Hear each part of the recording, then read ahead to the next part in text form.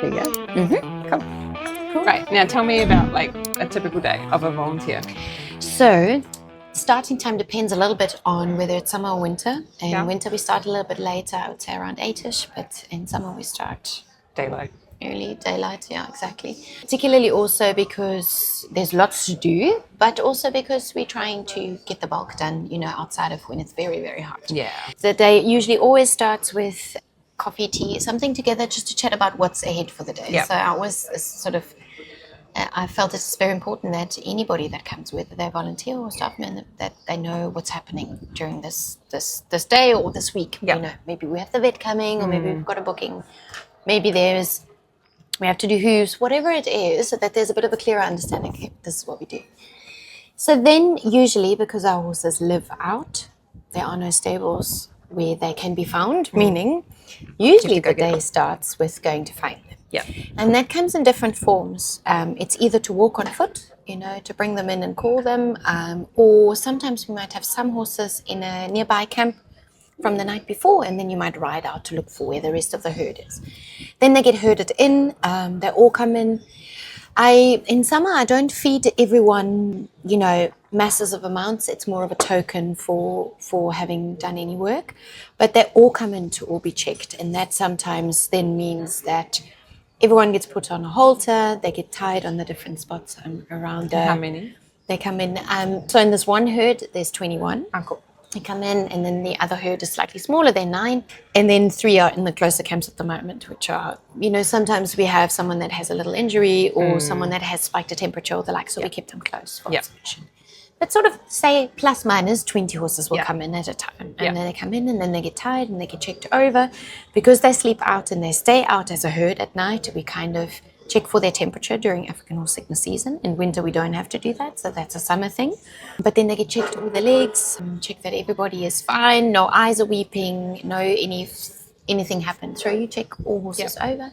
If it's winter, each gets a small token feed, and then you let those go that are not going to be working for the day. So then usually together with either my husband or Charming, they will make sort of a plan of, okay, who are we working with today, and what does the work look like? Are we going to work with the youngsters who are backed but green? We're going to do a little bit of arena work, but just flexion, groundwork.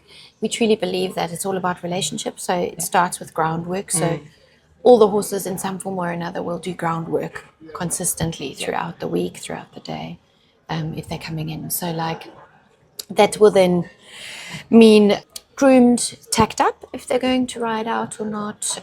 If it's groundwork, obviously you're still going to do the grooming because it's a nice way to bond with your horse and build a relationship, and then take it into the arena. Some horses we might have to do hooves, and that happens then at the same time, around about then. Going on outrides, we have a variety of different areas. We have thousands of hectares to be able to ride to, but based on the horse's level of fitness, where they are in their sort of training or preparation. It might be a half-hour outride. If it's a green horse, you're going to try and keep it nice and short. That's obviously very nice when we have volunteers who are keen to experience different horses at a different level of knowledge and stage in their growth, if that makes sense. So a green horse you ride very differently to a schoolmaster, in inverted commas. And I say schoolmaster, but not in the sense of a dressage schoolmaster. Yeah. I talk about a schoolmaster and I describe them as a senior horse who has had a variety of experiences throughout his life with us. And you can teach trust in a person. So, we sometimes might have someone that's a bit nervous to ride the younger horses, exactly, or the greener horse. They might be a bit nervous in the beginning, particularly also because you might not know them. So our schoolmasters, in inverted commas, they're the ones who often sort of start building the trust for the herd, and also building the trust around how we work with horses. We're very much rooted in natural horsemanship. Yeah. We believe in working with the horse through relationship. And it might feel slightly different when you're coming from perhaps a traditional yard, or when you've done more English riding, also it's quite nice to do that. One of the things that we're very, very proud of is that all our horses are ridden bitless, so we don't use any bits at all in any of our riding. any of our teachings, any of the groundwork and so forth. So that's quite nice and unique, particularly when one comes from a fairly traditional way of working with horses. So it's a nice way to grow one's horsemanship. And then you have the opportunity to interact with a lot of different horses, not just one. Yeah. So like you grow, the growth that happens is immense because every horse requires something different of the person at any given point in time. So then we have maybe an hour, maybe a 30-minute outride, whatever that might look like. Sometimes it might be a whole day out. So then as lunch is packed and then you stay out. So depending on whatever that may look like. Then coming back in, most often that happens to then be lunchtime because, going through 20 horses and making sure. And if usually we have probably about 2 horses per person to ride. So you ride probably about twice, sometimes once, sometimes 3 times. It depends, depending on who's there and what is required. Then in the afternoons, we usually check on the mares, which I say the mares because we have a breeding herd and they stay separate, obviously, because in my gelding and my stallion herd, we encourage living together. So I guess the breeding herd has then a visiting stallion from our herd. And then one brings them in, first of all, again, go for a walk, try and find them. Yeah. Sometimes you go and ride with the geldings to look for them, so depending. Go find them, bring them in. With the breeding herd, it's very much check that the mums are okay, how they, what are they like, if they're lactating or not, if they're preparing to give birth. One looks at the different signs that tell you how close they are. If they have a folded foot, then what we do is we very much start the relationship right there and then. The moment they're born, we work with the same philosophy around building the relationship. So, we will sit with the foals, we will touch their hooves, so that when that time comes that you might be wanting to do hooves, and it starts quite early because you can influence the health of the hoof by working with it early. Then we do that. So they're not scared to give you their hoof, not scared to have their teeth touched.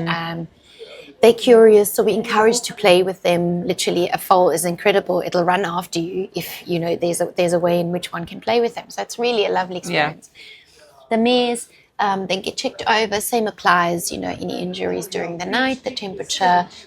We do have ticks in summer, so, that has to, there's treatment for that with any of the horses, and there's a roster and a schedule.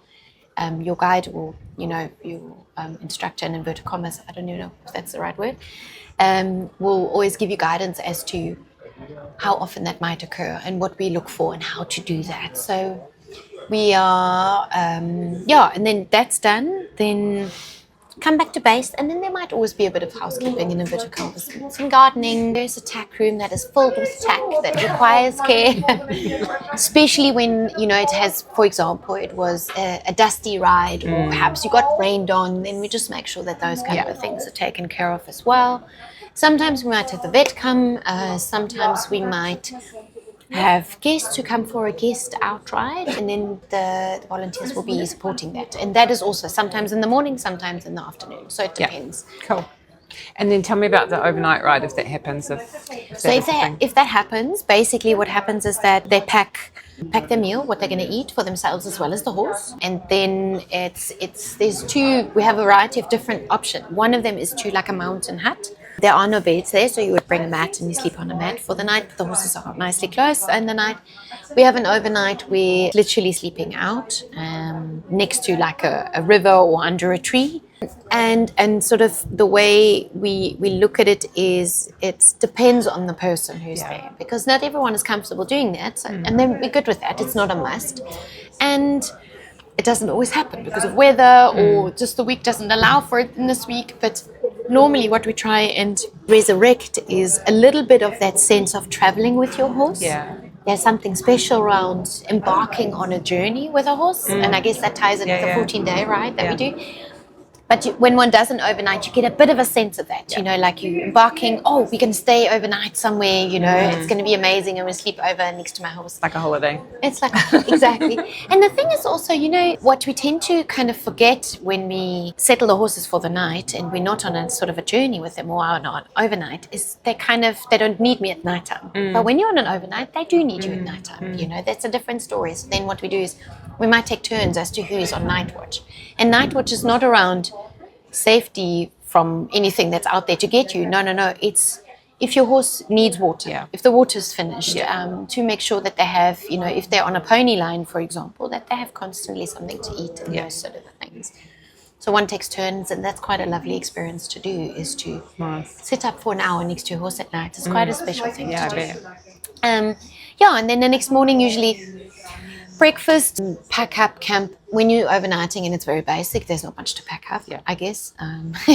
If you brought your kettle and your everything, then obviously there's more. But we usually try and also keep it a bit simple. So like there might not be a shower that night because it's an overnight. It's like the cowboys used to go out. It's not like they had all the amenities with them all the time. So we're trying to create a bit of that sense of a real journey with horses. Nice. Come back next day. Obviously, horse is always at the center of everything, meaning that even if we are doing an overnight, even if it's an hour ride, whatever that is, their well-being is always a core priority.